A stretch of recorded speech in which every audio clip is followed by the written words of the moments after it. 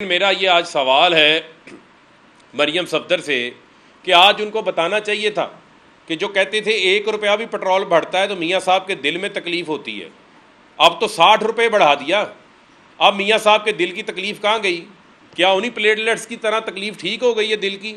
کیونکہ آپ کو NRO2 مل گیا ہے، آپ نے نیب میں امینڈمنٹس کر لی ہیں، آپ نے FIA کے اندر پروسیکیوٹر بدل لیا، FIA کے چلان میں آپ کو ضمنی چلان جمع کروانے کی اجازت مل گئی ہے، آپ کے مقصود چپڑاسی سے جو ہے وہ ہاتھ اٹھا لیا گیا ہے۔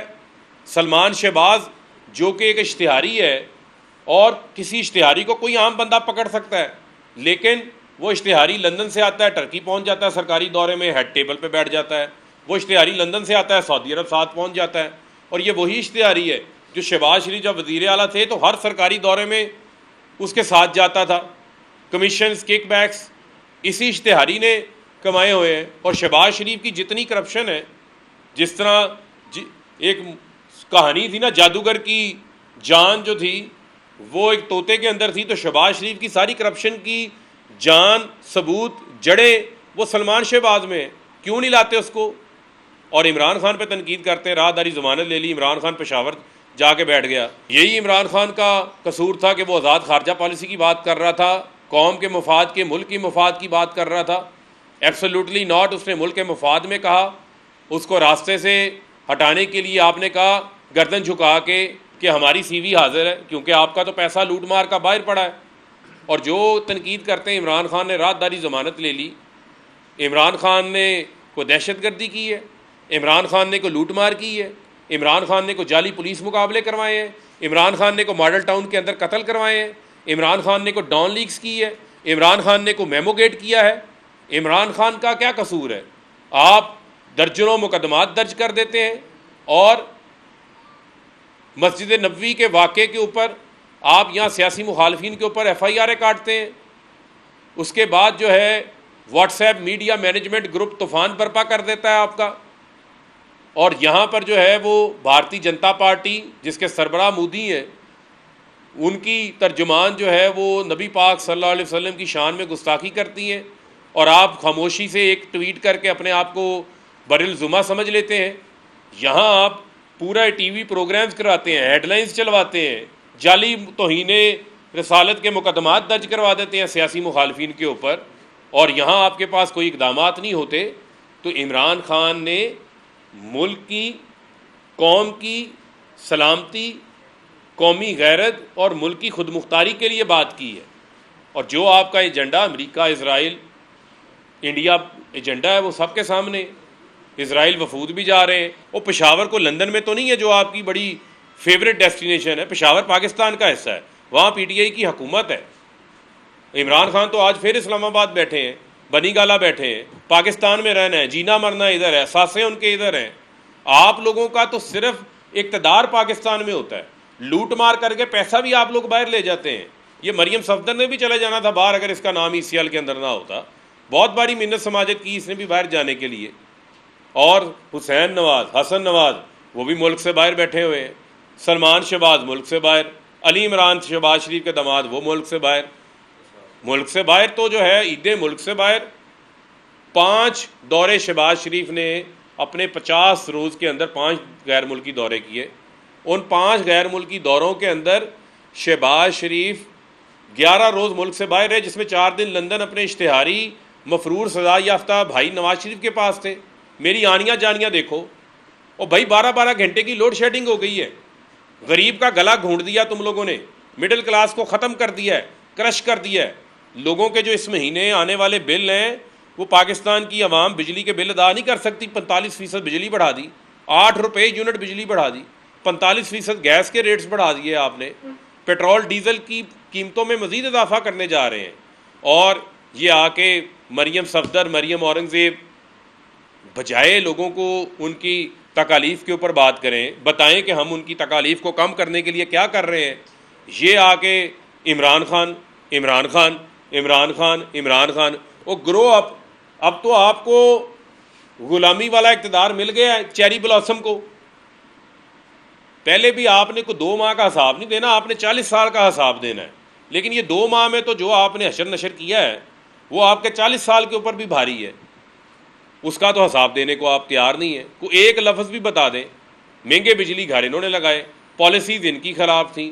IMF کے پاس ملک 22 بار پہلے جا چکا ہے, جس میں سے 6 بار پیپلز پارٹی جا چکی ہے, 4 بار نون لیگ لے کے جا چکی ہے. ملک کو بینک ڈیفالٹ پہ ہی لے کے گئے. ہمارے دور میں ایکسپورٹس بھی بڑھ رہی تھی, انڈسٹریلائزیشن بھی ہو رہی تھی, کسان کو اضافی پیسے مل رہے تھے. آج کسان اپنی گندم نہیں بوجھ سکتا, نہریں بند پڑی ہیں, پانی اس کے پاس موجود نہیں ہے. آج کسان کو کھاد اویلیبل نہیں ہے, DAP کھاد بڑھتی جا رہی ہے.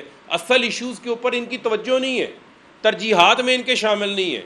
لیکن ان کو فکر ہے آڈیو ٹیپس کی. وہ جعلی آڈیو فیکٹری مریم صفدر نے لگا رکھی ہے. کبھی یہ رانا شمیم کی آڈیو, ثاقب نثار کی آڈیو لے آتی ہیں, کبھی یہ جج ارشد ملک مرحوم کی کو ویڈیو لے آتی ہیں, کبھی جو ہے یہ کسی اور کی آڈیو لے آتی ہیں. وہ بھئی جو آپ کی اپنی آڈیوز آئی ہیں, جو آپ نے تسلیم کی ہیں کہ وہ آپ کی آواز ہے, کہ اس کے اشتہار بند کر دو, اس اینکر کو نکال دو, اس چینل کے جو ہے وہ اس کی آواز دبا دو, کیونکہ یہ ہمارا سیاہ کاریوں کے اوپر, ہماری کرپشن کے اوپر پردہ نہیں ڈال رہا. اور میں بڑی میڈیا مینجمنٹ کرتی ہوں. میڈیا مینجمنٹ آپ کی ہمیں نظر آ رہی ہے. جو میڈیا مینجمنٹ آپ کی بنیادی طور کے اوپر مریم صفدر نے اس ملک کے اندر فساد اور جھوٹ پھیلانے کے علاوہ کوئی کام انہوں نے نہیں کیا.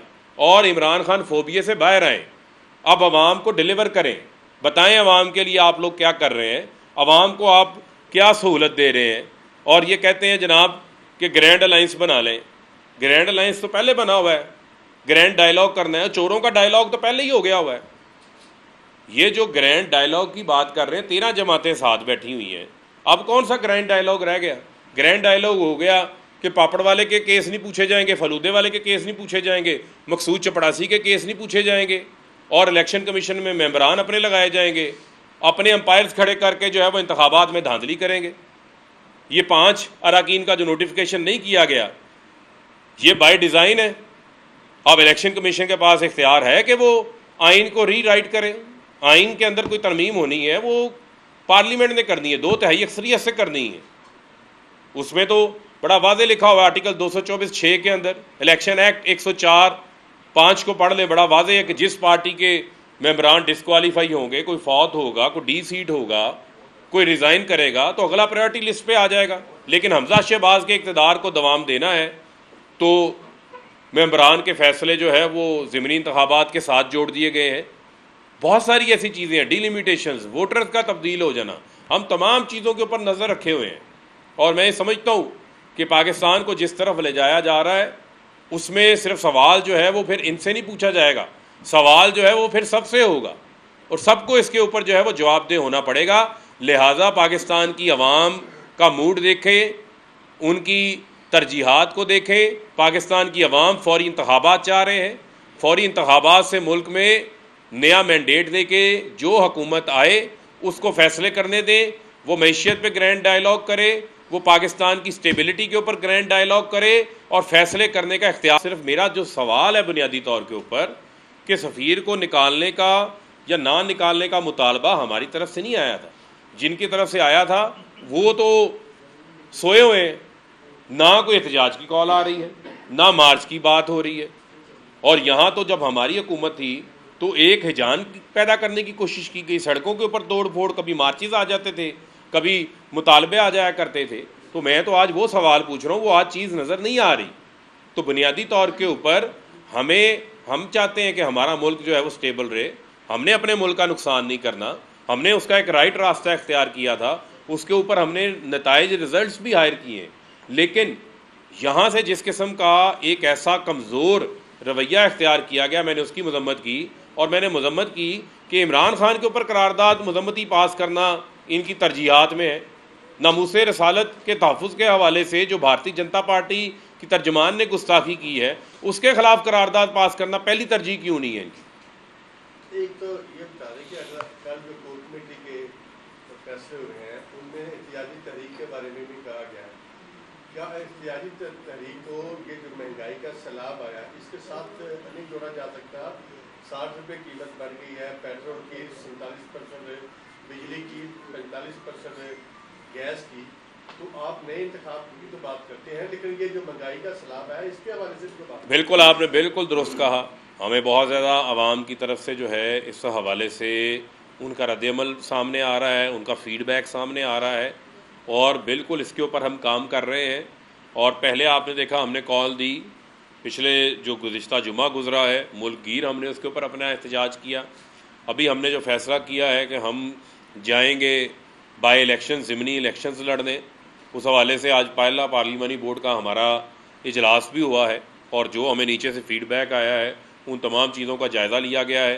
آئندہ چند روز میں ہم اپنے ضمنی جو ہمارے انتخابات کے امیدواران ہیں جو حتمی لسٹ ہوگی وہ بھی جاری کریں گے، اور ان تمام ایشوز کو سامنے رکھ کے ہم عوام کے پاس بھی جا رہے ہیں، اور عوام کی جو موبلائزیشن ہے اس کو بھی ہم بڑھائیں گے.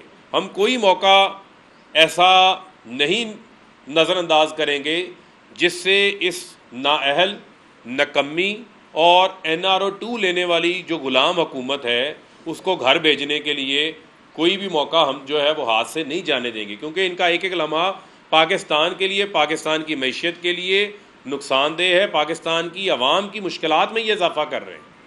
اچھا، یہ بھی آپ نے کہا کہ واپس ملک میں آنا چاہیے، تو یہاں سے بھی عمران خان کیا ملک سے واپس آئیں گی؟ اور دوسرا، عمران خان صاحب ہیلی کاپٹر استعمال کر رہے ہیں، وہ کس کا ہیلی کاپٹر؟ دیکھیں، جس نے واپس آنا ہے، جو سزا یافتہ ہے واپس آئیں، باقی جس کو یہ لانا چاہتے ہیں وہ بھی لے کر آئیں.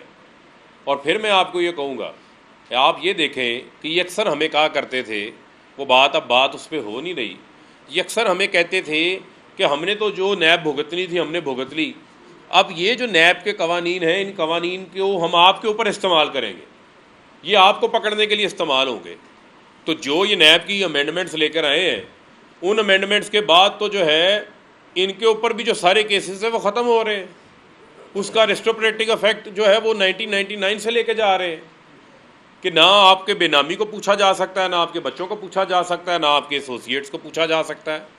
اور جو بات آپ نے کی ہیلی کاپٹر کے حوالے سے، تو خان صاحب جو ہے وہ اپنا پرائیویٹ جہاز بھی یوز کرتے ہیں، پرائیویٹ ہیلی کاپٹر بھی یوز کرتے ہیں جب خیبر پختونخوا کے اندر ہوتے ہیں، جو خیبر پختونخوا کے پروگرامز ہوتے ہیں ان کے، تو وہ آفیشیل دعوت کے اوپر ان کے ساتھ ہوتے ہیں. ایک تو یہ بتا دیں، آج جب اسپیکر نے بلایا تھا آپ لوگ نہیں جا رہے، اسپیکر کے کہنے کے بعد آپ لوگ سینٹ میں موجود ہیں، پنجاب اسمبلی میں موجود ہیں، KP سمیت AJ کے GB میں. کیا وجہ ہے نیشنل اسمبلی کے ممبران اگر آپ ادھر ہوں، اسٹینڈنگ کمیٹیوں کے اندر بولیں، پارلیمنٹ کے اندر بولیں، تو آپ کی آواز زیادہ مؤثر طریقے سے نہیں جا سکتی؟ دیکھیں، بنیادی طور کے اوپر جو انہوں نے یہاں پر ان اسمبلیوں کے اندر جو ان کا حال کر دیا ہے، مجھے آپ یہ بتائیں کہ اس سے بڑا اور المیہ اور مذاق کیا ہوگا پاکستان کی جمہوریت کا، آئین کا اور قانون کا. اور راجہ ریاض جو کہ لوٹوں کا چیف ہے وہ کہہ رہا ہے کہ میں نے شہباز شریف سے ٹکٹ لے کے الیکشن لڑنا ہے. تو وہ شریف خاندان کی سوچ کی عکاسی کر رہا ہے کہ یہ ہمیشہ اپنے ساتھ امپائر ملا کے میچ کھیلتے ہیں، یعنی کہ ان کو لیڈر آف دا ہاؤس خود ہے اور لیڈر آف دا اپوزیشن اس کو بنا دیا ہے جس نے ان سے ٹکٹ لے کے الیکشن لڑنا ہے. تو کیا مشاورت ہوگی، کیا وہ اپوزیشن کرے گا؟ آپ نے سنا ہے یہ 50 روپے 60 روپے پیٹرول بڑھا ہے راجہ ریاض کو حکومت کے اوپر تنقید کرتے ہوئے. یہ جتنے ہمارے اتحادی تھے، جتنے یہ منحرفین تھے، یہ کہتے تھے مہنگائی بڑی ہو گئی، بیڈ گورننس بڑی ہو گئی. 60 دن میں کون سی دودھ اور شہد کی نہریں بہہ گئی ہیں، کون سی مہنگائی کم ہو گئی ہے؟ ان کے منہ سے ایک لفظ بھی نکلا ہے؟ ہم تو یہ بات بار بار کہتے تھے کہ یہ نوٹوں کی چمک ہے، یہ لوٹوں کو نوٹوں کی چمک نظر آئی ہے، اور اس کی چمک کے ساتھ ساتھ انہوں نے اپنے ضمیر بیچے اور اس پارلیمنٹ کو چھانگا مانگا بنا دیا. انہوں نے اس پارلیمنٹ کی بے توقیری کی گئی ہے. لہٰذا اس پارلیمنٹ میں واپس جانے کا مطلب یہ ہے کہ جو یہ امریکی سازش کے تحت یہ حکومت آئی ہے اس کو لیجیٹیمیسی دینا. ہم یہ کہتے ہیں کہ آپ شیڈول اناؤنس کریں انتخابات کا، اسمبلیاں تحلیل کرنے کا شیڈول اناؤنس کریں، اس کے بعد جس چیز کے اوپر بیٹھ کے بات کرنی ہے اگر وہ جائز بات ہے اس کے اوپر ہم بات کریں گے. کوئی لیجسلیشن درکار ہے وہ ہم کرنے کو تیار ہیں، لیکن انتخابات کا شیڈول اور اسمبلیاں تحلیل کرنے کا شیڈول اس کے لیے بنیادی مطالبہ ہے. بہت شکریہ.